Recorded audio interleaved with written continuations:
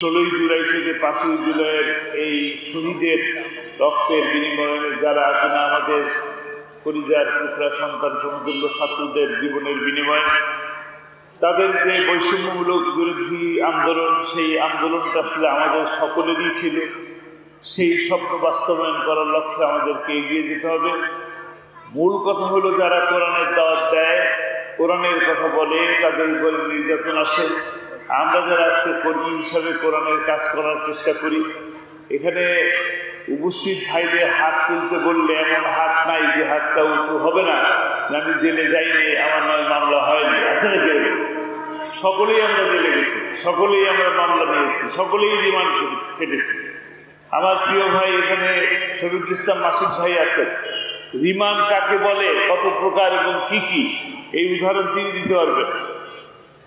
কতটা নির্মম এবং কতটা পাষাণ হলে এইভাবে নির্যাতন করতে পারে একটি যুবক ছেলের উপরে। আমরা দেখেছি কোর্টের প্রাঙ্গণে তাকে কোলে করে নিয়ে আসতে, হাঁটার মতন অবস্থা ছিল না। আমরা দেখেছি, আমরা তো ধারণা করছিলাম যে ভবিষ্যতে বোধহয় তিনি হাঁটতেই পারবেন না। আল্লাহ রাব্বুল আলামিনের দরবারে হাজার শুকরিয়া, কোটি কোটি শুকরিয়া যে তিনি এখন আমাদের মাঝে সুস্থ অবস্থায় আছেন।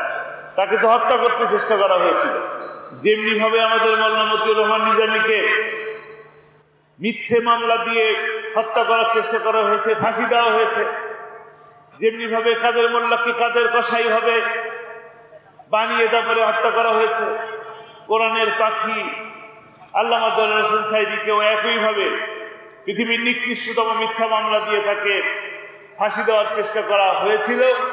ব্যর্থ হয়ে শেষে হাসপাতালে মিথ্যা কথা বলে নিয়ে এসে হার্ট অ্যাটাকের নামে তাকে ইনজেকশন পুশ করে হত্যা করা হয়েছে। মূলত এদেশে বিচার হয় না। 28শে অক্টোবরে লগি বৈঠা দিয়ে 11 জন মানুষকে রাস্তার উপরে পিটিয়ে পিটিয়ে হত্যা করে মৃত্যু করেছে। সেই সময় যেহেতু বিচার হয় নাই, সেই কারণেই 25শে ফেব্রুয়ারিতে আমাদের গর্ব সেনাবাহিনীর 57 জন সদস্যকে নির্মমভাবে তারা হত্যা করেছে। এরা শুধু ক্ষমতায় যায় হত্যা করে, এবং হত্যা করেই তারা ক্ষমতায় থাকার চেষ্টা করে।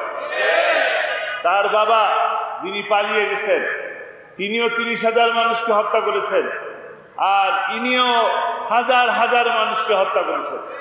ইনি আলেম ওলামাদেরকে 5ই মেতে রাতের আধারে কারেন্ট বন্ধ করে দিয়ে শাপলা চত্বরে নিষ্পাপ মানুষগুলোকে হত্যা করেছে, পাখির মতন গুলি করে ফেলে।